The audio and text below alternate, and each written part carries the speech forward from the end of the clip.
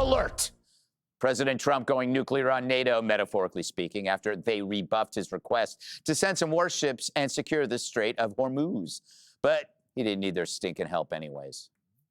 We don't need any help, actually. In fact, we just put out a notice. I was watching over the last couple of weeks, and all of our NATO allies were very much in favor of what we did. They thought it was very important. We were just discussing it, actually.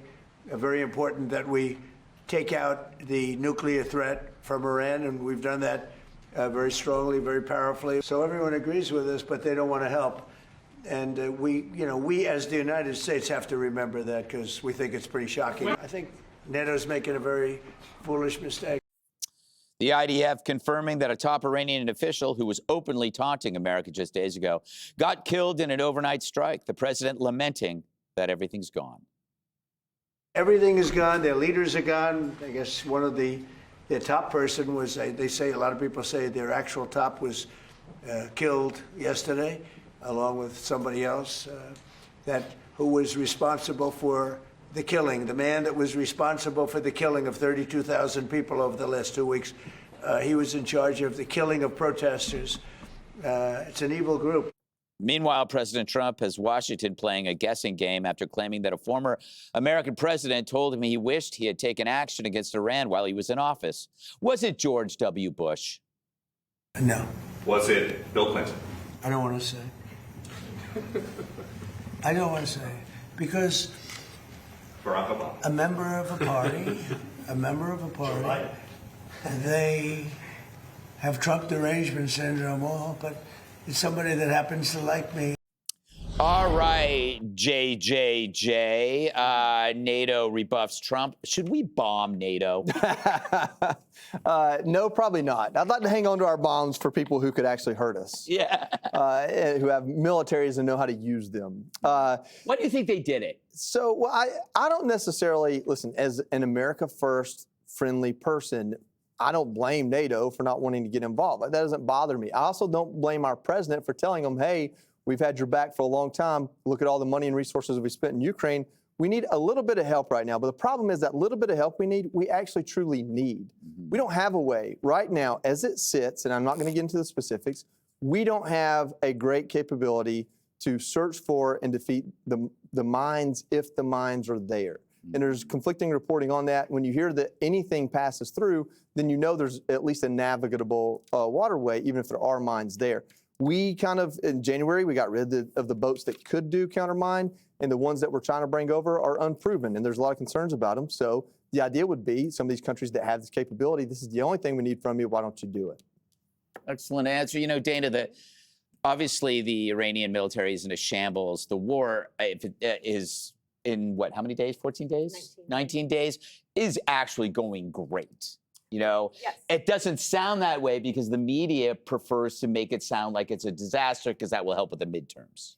Well, maybe. I don't even know if they think that far ahead. They just think like they're communists, Dana. Okay, fine. So a couple of things on that. Militarily, looks like things going very well. Like when you wake up in the morning and you find out, oh, the next one's gone and the next one looks like gone. Laura Johnny was a terrible person, and one of the people, as I understand it, who ordered the killing of like over 30,000 people in January alone. Mm-hmm. Then you had the head of the Baji force also killed at the same time. And there was a report that 300 of his people were also killed. So Israel and the United States have exquisite intelligence inside the country, and so you can imagine that they feel rattled. However, there is still support for the regime, and you see that when they come out into the squares. I understand why the new Ayatollah, if he is actually alive, isn't coming out, because look what happened to him. The other thing is, when you look at the state-run media of Al Jazeera, there was an op-ed that ran today. Everybody was pointing to it because it comes out of Qatar. There's this piece that basically is like, militarily, this thing's going very, very well. Yeah. And so if they are saying it, then you have to maybe pay attention to it. And also because it is state-run media, so they're not doing without the blessing of the higher-ups who are saying you should do that. On NATO, this is what I would say. Every country, including our own, has domestic political issues at home that they have to deal with. What are they dealing with in Europe? Economies are flat, and they have an immigration problem, and their far left is very anti-Israel. Sounds So- like us, but we still help them. It's well, okay, but this is what I would do. President Trump's dealmaker. I would say, no tariffs for us if we come in. No more tariffs, right? And he says yes. And then they could take it back to their constituents and say, we're going to go help make sure that the oil prices stay down. And we got a better deal for our country going forward when it comes to tariffs. Well That's what I would done. You know, Emily, the war is going so good that even Al Jazeera is calling it a triumph, and that's kind of impressive. They can't even blame the Jews.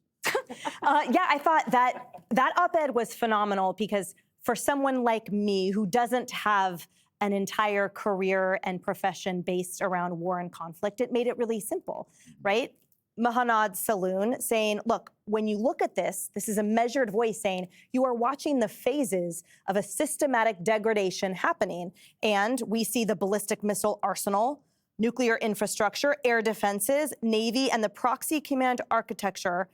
It's not one of U.S. failure. All of those things being degraded, it's one of systematic, phased degradation of a threat that previous administrations allowed to grow for 4 decades. And I think what we're seeing is a lot of fluff in that narrative. But when you just smooth away the feathers, you see in these measured voices expectation that things are proceeding exactly as either hoped or planned for, both of which benefit the American people. So to that end, I think the inheritance that a lot of citizens accept, and clearly the Democrat Party, of, well, it's quiet right now. Well, the volcano is latent. Well, they don't have the nuclear arms yet, so it's nothing to see here. We've seen, and I think have been subjected to, a relay race of 4- and 8-year increments, where at the end of the day, the threat was not the same the entire time. It was growing. We were looking the other way as an administration while the threat was allowed to foster, and somehow that became acceptable. And under whose watch then were they playing the Russian roulette of it actually coming to fruition? Right? Sarah Adams has pointed out that in just the last few months, 3,000 hardened ISIS fighters were released out of Syrian detention. Where are they all going? Exactly where they are supposed to. They are patient, they plan, and our homeland is still their target. So it's not about accepting a narrative of someone running for office right now. It's accepting the concept that this is our home, and our readiness and our ability to protect it is what's important. Excellent point. I think I'm going to coin a phrase here and say that the previous leaders kicked the can down the road. That's interesting. That's an interesting saying. I Thank see you. What you mean. Brilliant. Came up with it. So Jessica, President Trump claims he talked to a former president who said that he'd wished he had done what Trump did. Do you have any insight into who he could have talked to? Evidence would suggest, since all of the living former presidents released statements or told news outlets that it wasn't them, that 45 was talking to 47 about how well he was doing. Nailed it. So I wasn't on yesterday, so I had the weekend and yesterday to kind of absorb the lazy Susan of remarks that the president has been making about this conflict. You know, everything from we already won it, it is actually done, we'll keep going, maybe we'll stop. I want NATO, I don't need NATO. He was funny about France, though, when he said that they were an 8 out of 10. And he goes, well, it is France. In terms of the op-ed, which I found really interesting, I think the underlying question or the extension question is, what is the long-term plan here? So the facts on the ground are pretty good about how many missiles they're firing, going from, 900 a day down to 10 to 14. But what happens in terms of the Iranians rebuilding their infrastructure, their missile and drone infrastructure? Because you remember Operation Midnight Hammer, which was only, 7 months ago, we said total obliteration there. And then we were already having conversations about the Iranians ramping back up after that. So what happens there? In terms of oil, which is still their biggest asset, they're getting out 1 million barrels a day. That is still happening, basically unencumbered. Joey's totally right about the mines issue. Also, we will have to put boots on the ground to accomplish this, whether they're, just on the Iranian coastline or have to do more than that. Do you agree with that, Joey? No.